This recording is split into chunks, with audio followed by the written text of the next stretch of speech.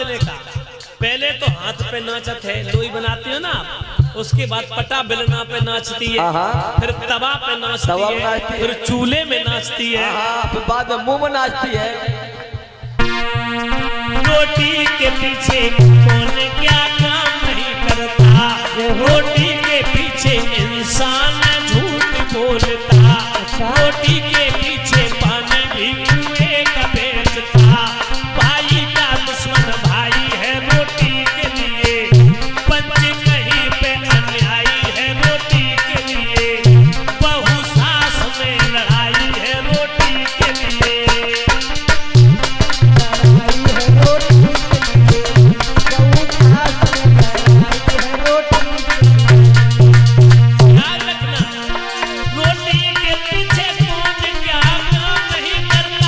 रोटी के पीछे इंसान झूठ बोलता, रोटी के पीछे पानी भी कुएं का बेचता, भाई का दुश्मन भाई है रोटी के लिए, पंच कहीं पे अन्यायी है रोटी के लिए, बहू सास में लड़ाई है रोटी के लिए।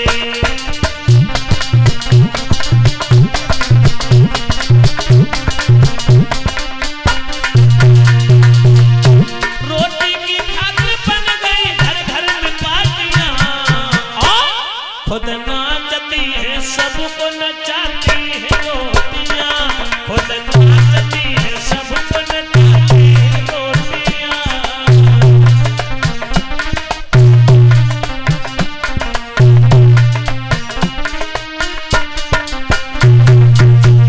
याद रखना,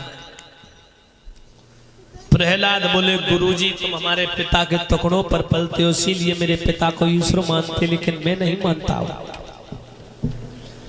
संडमर्क ने समझाया, प्रहलाद के दिमाग में वो राक्षसों वाली पढ़ाई बिल्कुल नहीं आई। राक्षसों वाली पढ़ाई पढ़ाते थे, कैसे किसी को मारना है, कैसे ठगना है, कैसे लूटना है, कैसे किसी की हत्या करनी है, कैसे चोरी करनी है। तो वो राक्षसों वाली पढ़ाई प्रहलाद के दिमाग में नहीं आई, प्रहलाद के समझ में नहीं आई।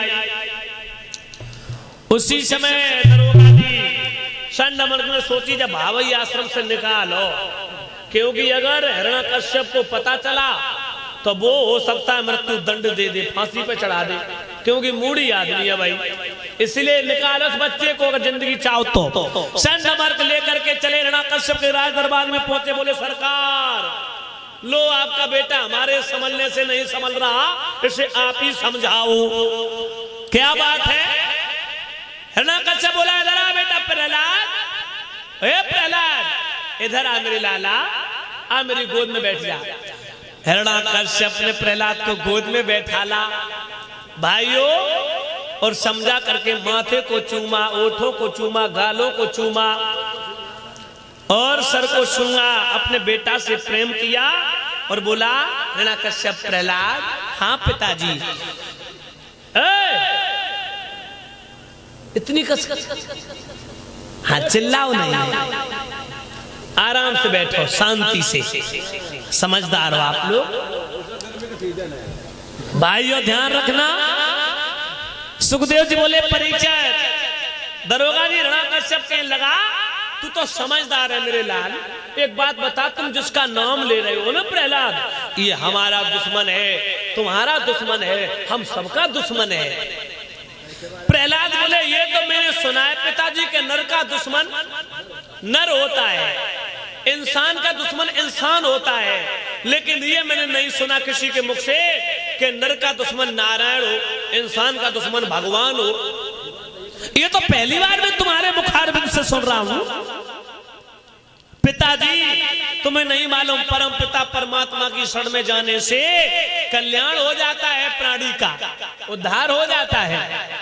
और पिताजी अभी कुछ नहीं बिगड़ा, तुमने बहुत पाप किए हैं, तुम अपने किए हुए पाप कर्मों का प्रायश्चित कर लो और परम पिता परमात्मा की शरण में चले जाओ, वो पिताजी तुम्हारे किए हुए पाप कर्मों को क्षमा कर देंगे। जो इतने शब्द सुने कि तुम भी परमात्मा की शरण में चले जाओ। हिरण्यकश्यप को क्रोध आ गया, गोद से बच्चे को लिया और गोदी से लेकर के बच्चे को जमीन पर पटक दिया।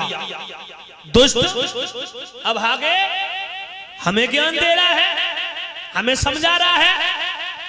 ऐसे बच्चे के भूखे नहीं हैं हम। माता बहनों भाई बंधुओं, प्रहलाद से कहा है तू नारायण का नाम नहीं छोड़ेगा। प्रहलाद बोले पिताजी जब तक ये श्वासें हैं, जब तक ये जीवन है, कि श्वास श्वास पे हरि भजो, वृथा श्वास मत खोए, पता नहीं इस श्वास का फिर आवन होए न होए। चढ़े भंगुर जीवन की कलिका, कलि प्रात को जान खिली न खिली, मलियागिर की सुच शीतल मंद समीर चली न चली। कल काल कुठार लिए बैठा, तने नब्र पे चोट झिली न झिली, तस रट ले राम अरी रसना, कल अंत समय पहली न हिली। पिताजी भगवान का नाम लेने से जीव का उद्धार हो जाता, कल्याण हो जाता है। परम पिता परमात्मा का ही नाम दुनिया में सत्य है तो क्या, तो मौत अटल सत्य है या फिर परमात्मा सत्य है।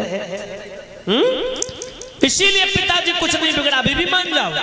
हिरण्यकश्यप ने देखा ये तो ज्ञान दे रहा है, जो नारायण का नाम सुनने से हिरण्यकश्यप आग बबूला हो गया, जमीन पर पटक दिया, घसीटता हुआ खींचता हुआ चला है, महलों में पहुंचा। कयादू के पास में जाकर के लगा, कयादू कयादू बोलो स्वामी। अपनी पत्नी के पास में जाकर के कहा, कयादू सुनो, इस बच्चे को संभालो।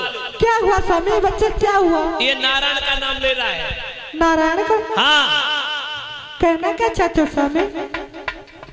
ये मेरे परम बैरी परम शत्रु, हाँ। मेरे दुश्मन का नाम ले रहा है नारायण का। अच्छा। और हमने इसे समझाया मगर ये नहीं मान रहा, इसीलिए तुम पतिव्रता हो। आपकी राय क्या है? मेरी राय ये है, तुम पतिव्रता हो, मेरी बात का अमल करोगी, आप मेरे बताए हुए रास्ते पर चलोगी, मेरे नियम का पालन करोगी। हाँ। मेरा आदेश है, मेरी आज्ञा है, मेरी इजाजत है, आप इस बच्चे को समझाओ। अगर समझाने से मान जाए, नारायण का नाम छोड़ दे, लेना बंद कर दे तो ठीक है, अन्यथा से जहर दे करके मार देना। में से बच्चे के भूखे नहीं है। ठीक है स्वामी, मैं अपने लाल को समझा लूंगी। हिरण्यकश्यप इतने शब्द कह के चला गया राज दरबार की ओर। कयादू ने अपने बच्चे को गोद में बैठाला। माताओं ध्यान दो, माओ जो माताएं आज प्रहलाद को गोद में बैठाल करके हिरण्यकश्यप की पत्नी प्रहलाद की मां कयादू समझाने लगी, बेटा तू जिसका नाम ले रहा है वो नाम बंद कर दे, छोड़ दे। तेरे पिता उस नाम से बहुत बड़ी नफरत रखते हैं, बहुत बड़े घृणा द्वेष मानते हैं।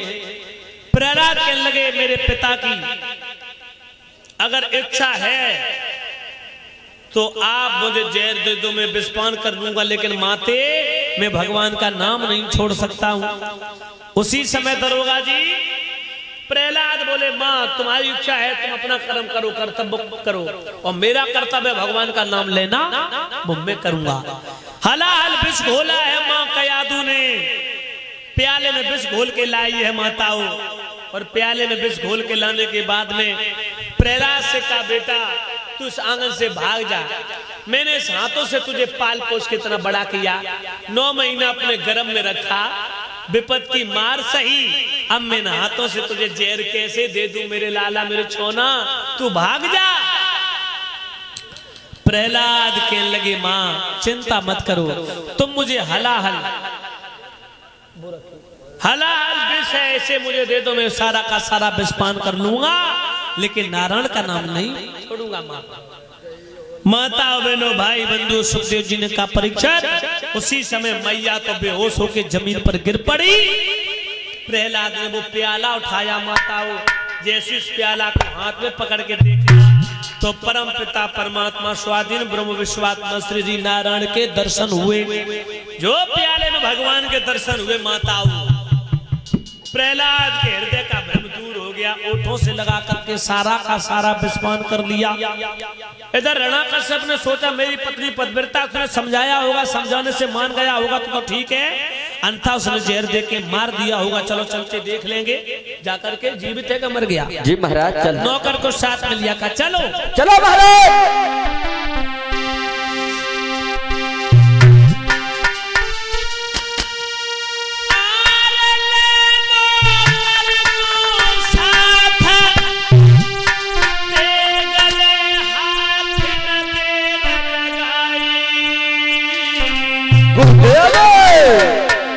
दरबार से चल के राजा ने महल में पहुंच गओ जाई।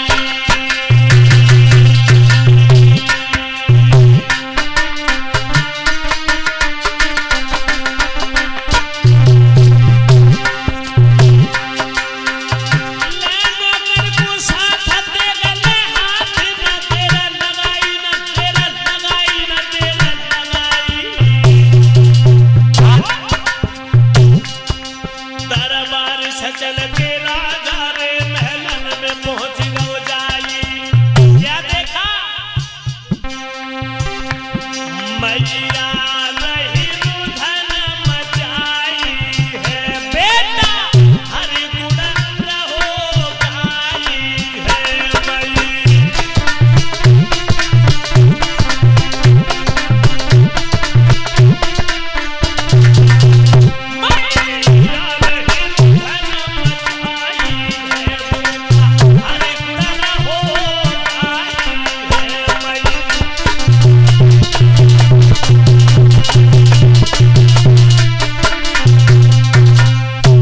माता बहनों भाई बंधुओं, इधर प्रहलाद नाच रहे हैं, कयादू रो रही है। इसी के साथ ही साथ जो व्यासपीठ को सम्मानित कर रहे हैं सत्यपाल सिंह, पुनपुरा निवासी इसी ग्राम से, जो 101 मुद्राएं देके व्यासपीठ को सम्मानित कर रहे। भगवान कन्हैया सुख और शांति प्रदान करते रहे, परम पिता परमात्मा की असीम अनुकंपा बरसती रहे, यही कामना करेंगे ठाकुर जी से।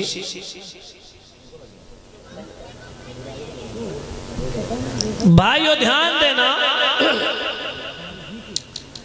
इधर प्रहलाद नाच रहे हैं, कयादू बिलख रही हैं, रो रही हैं। अपने पिता को प्रणाम किया प्रहलाद ने। हिरण्यकश्यप कहने लगा कयादू इस बच्चे को तुमने समझाया नहीं? बहुत कोशिश की मगर माना नहीं। फिर क्या तुमने इसे जहर नहीं दिया? क्यों? स्वामी मैंने जहर दे दिया था। फिर ये मरा क्यों नहीं? पता नहीं स्वामी, हो सकता है जहर हड्डियों में फोड़ेगा। अरे अमर तो मैं हूं, अमर ये नहीं है। आपने इसे जहर दे दिया, फिर ये मरा क्यों नहीं, खत्म क्यों नहीं हुआ? मुझे नहीं पता स्वामी। नौकर कहने लगा महाराज क्या पागल हो गए? क्यों? ऐसी कौन सी स्त्री हो सकती है, ऐसी कौन सी माँ हो सकती है जो अपने हाथ से अपने बच्चे को जहर दे के मार दे? कहना क्या चाहते हो? मैं ये कहना चाहता हूँ आपकी पत्नी आपसे झूठ बोल रही। अच्छा